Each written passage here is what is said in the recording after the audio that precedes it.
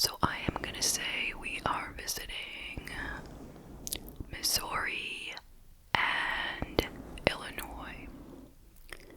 Shout out to all my friends in Missouri and Illinois. This is the case of Tammy Zywicki. So let me start out with some background.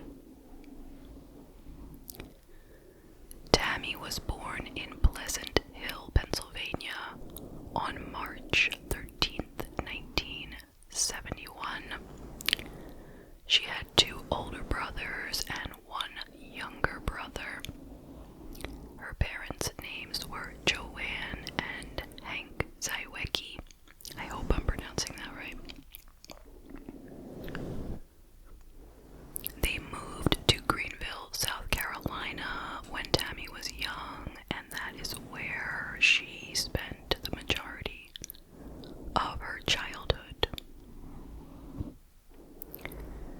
She attended East Side High School in Greenville, where she was very involved in extracurricular activities. She was a founding member of the girls' soccer team. They didn't have a girls' team when she started, but she was one of the first members of the team for girls. And she was also the team captain. She was a very talented photographer. She had taken a photography class at the local library and developed a love for photography due to that class. So she used that talent for the school newspaper and the school yearbook. She graduated in 1989, and she was described as athletic, upbeat, energetic, and friendly to everyone. She loved life, and she had the heart and view of an artist. Her dream was to one day become a sports photographer. So after she graduated from high school, she chose to attend Grinnell College in Iowa. And at that time, her parents moved to Marlton, New Jersey, due to her father's job. He was an engineer, and by the way, her mother was mainly a stay-at-home mother. I mean, she did have 4 children to take care of. So, the summer before Tammy's senior year in college, she spent in Marlton, New Jersey. She was 21 at that time, and when the summer came to an end, she decided to head back to school a little bit early so she could take photographs of the sports teams, because they were already there practicing.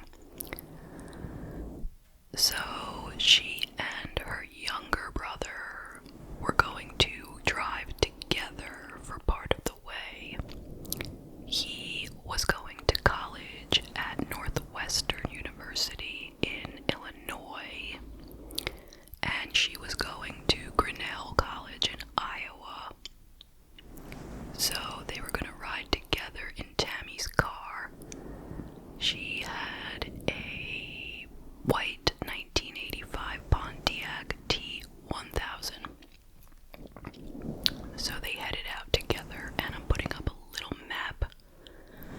Not very descriptive or exact, but just enough to show the vicinity of the states where they were, starting and where they were headed, for people who perhaps live out of the country, and want to see kind of what I'm talking about.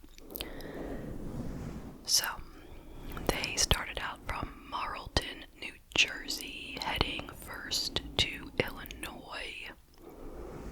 And it was a very long trip, as you can see. So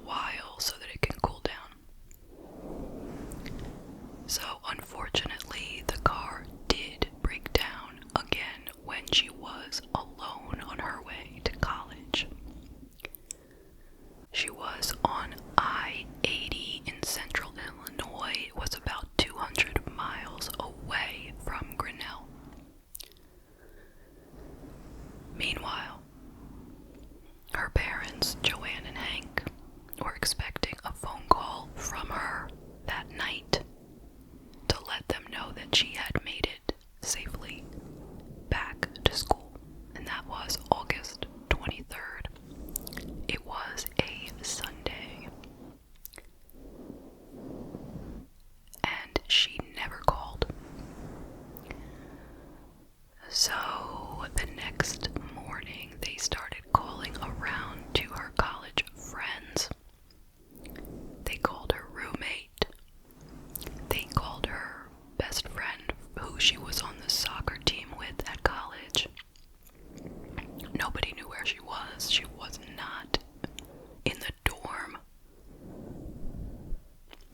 They hung up signs for her in the dorm saying, "Tammy, call your mom. She's freaking out. She's wondering what happened to you." They went around looking for her in places where she might be, because her mother was really worried. So, go look where, see where she might be, look in her usual places, but nobody could find her. Now, don't forget, this was 1992 and nobody had a cell phone. So, the only way you could reach people was by calling them on a landline.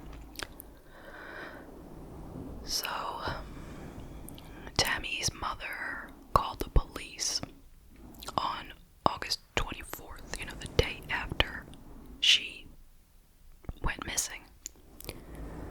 And they said to her, "Don't worry, she's only been gone a day. She probably just ran off with a boyfriend. She'll be back." And Joanne said she doesn't have a boyfriend, but still they reassured her, "It's probably nothing, don't worry." Meanwhile, the day before, the day when Tammy went missing, a white Pontiac was found abandoned on the highway in central Illinois. And a state trooper had put a ticket on it. Then he came back the next day and it was still there. So he towed it to the impound lot.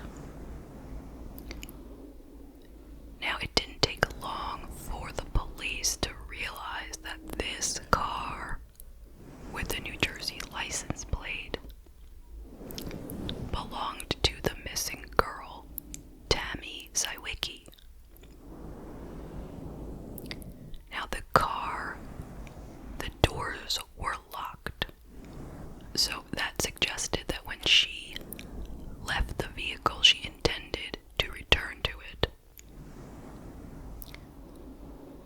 Her favorite stuffed animal was in the car. Her mother said she never went anywhere without it, meaning, she didn't walk around with it, but she was bringing it back to school.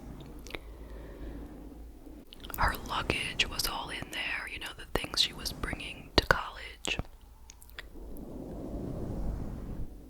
But her expensive camera was not there. So, the police began a search. It was probably about 3 days after she went missing that they began to seriously look for her. The car itself didn't have evidence. There weren't any fingerprints. There wasn't any blood, no signs of any violence around the car. Tammy's best friend from college, her name was Jen Dowd. She was extremely distraught with the situation, as you can understand. And she set up a command center at her parents' house in Illinois. And Tammy's friends and family and volunteers came around to help. They were creating posters and flyers. They were making phone calls to the media. It wasn't easy to get the media to take the case, as much as people think it's so easy. It's not, because the media was like, "Hey, this kind of thing happens all the time. It's not newsworthy." But the best friend, Jen, she kept calling and calling and calling, and then she figured out a smart tactic. She called one network and she told them that the other network was running it. So that network agreed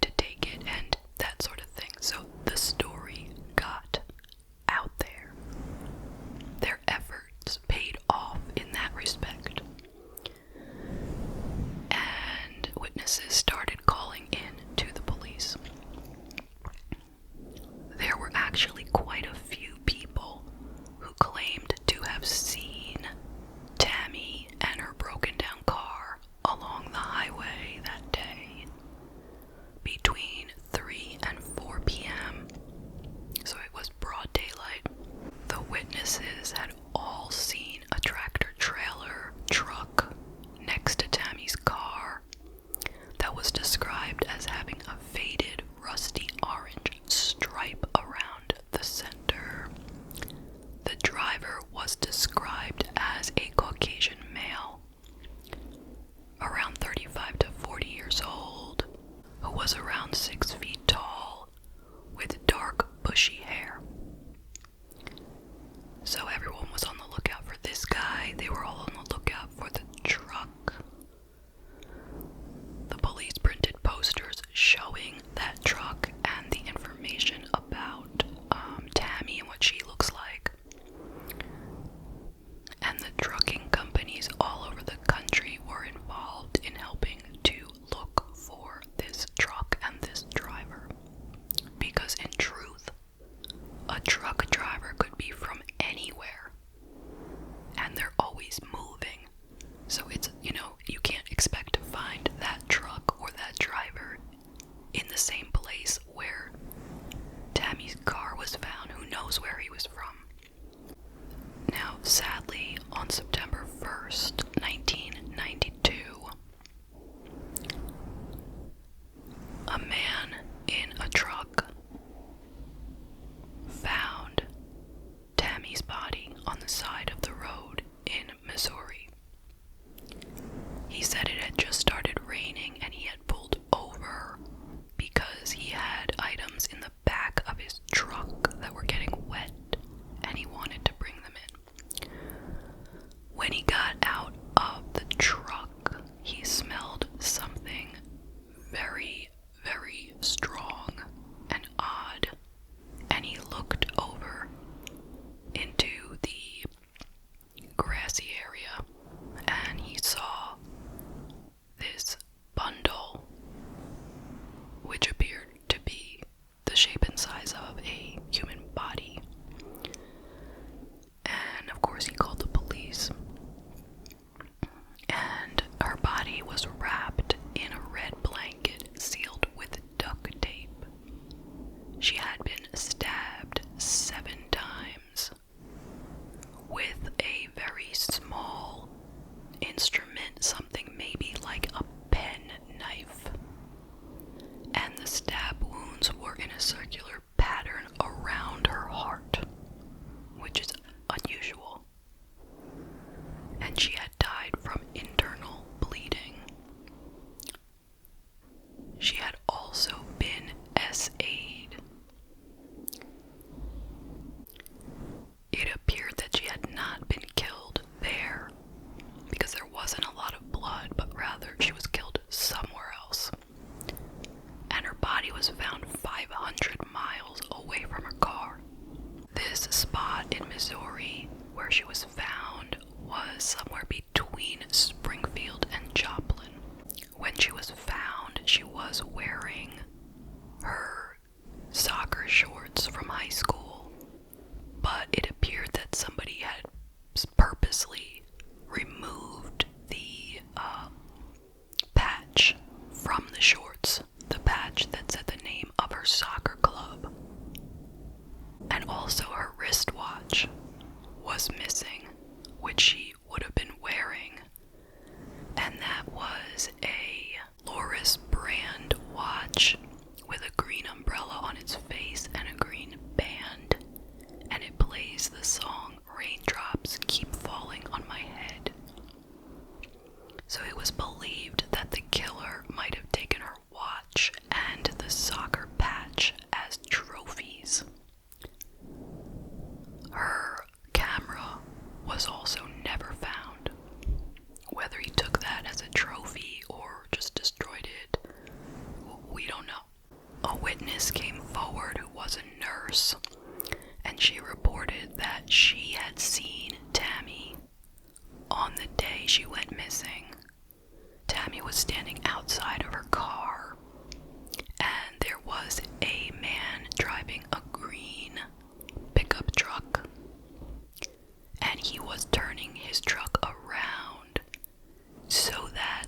front of his truck would be facing the front of her car, as if he was going to help her by, jumping the battery.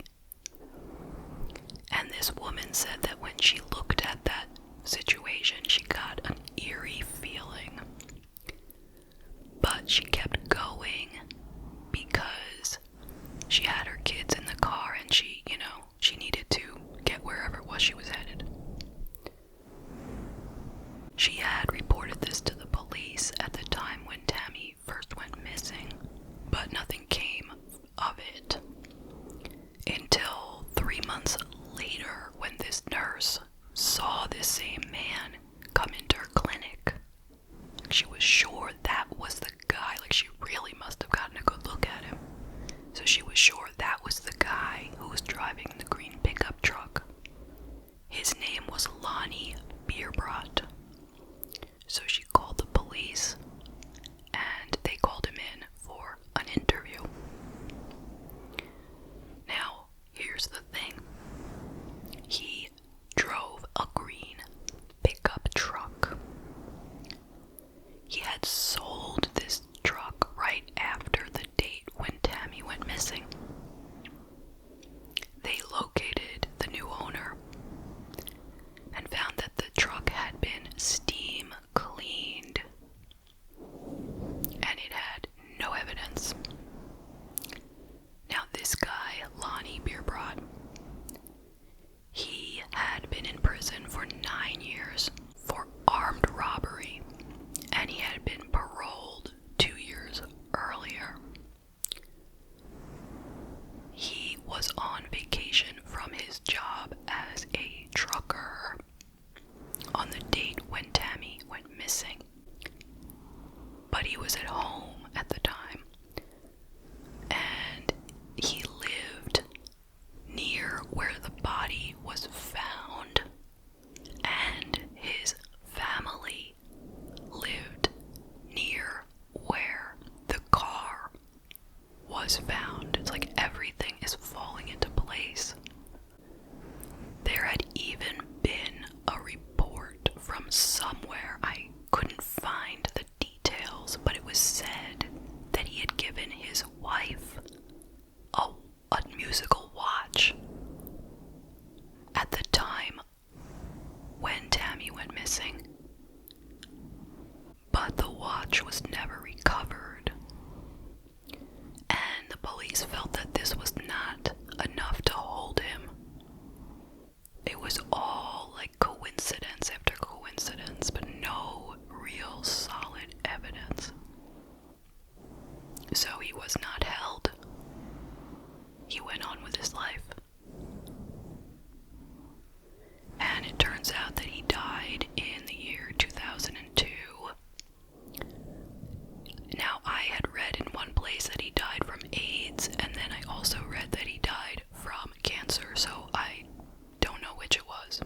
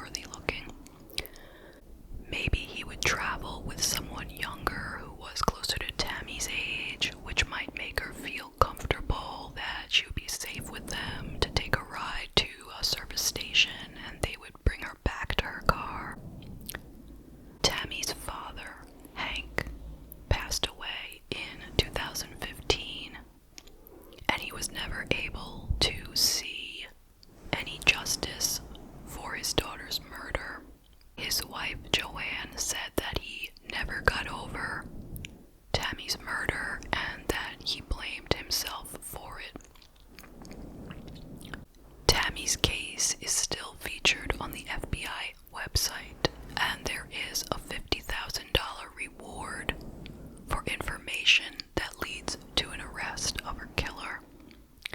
If you know anything, please reach out to the FBI or call the tip line at the number, which I will put in the description box below. It is 815-726-6377. And that is the case. What are your thoughts? I will share some of mine. First of all, rest in peace to Tammy. She was only 21 years old. She had so much life ahead of her, and she was so loved. What a horrible, horrible shame. What a tragedy.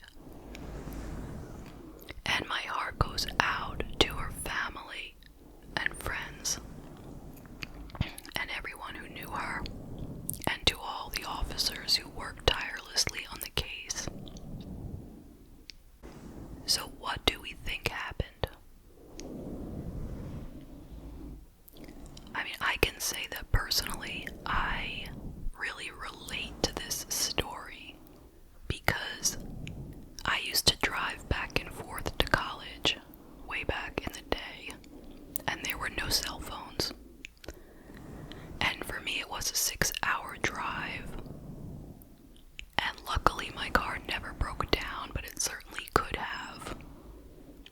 Back in the 90s, I feel like cars used to break down a lot more than they do now, or at least it seems that way to me. I think engines are made better and they don't break down as easily, but it just seems like the kind of thing that could have happened to anyone back in that day. And it was broad daylight. And how did this happen? She gets out of the car. She opens the hood. She's looking inside, trying to figure out what she's gonna do. And the only thing you could really do back then was wait for a police officer to drive by. That was really your best option. And who knows how often that's gonna happen. It's like the police aren't there when you are looking for them. They're more likely to be there when you're going a few miles over the speed limit. No offense, it's just a side note. So what do we think happened here? I'll tell you what I think, and probably most of you are having the same thought. That guy, Lonnie Beerbrot, I would say it's almost certain that he was the killer. All those details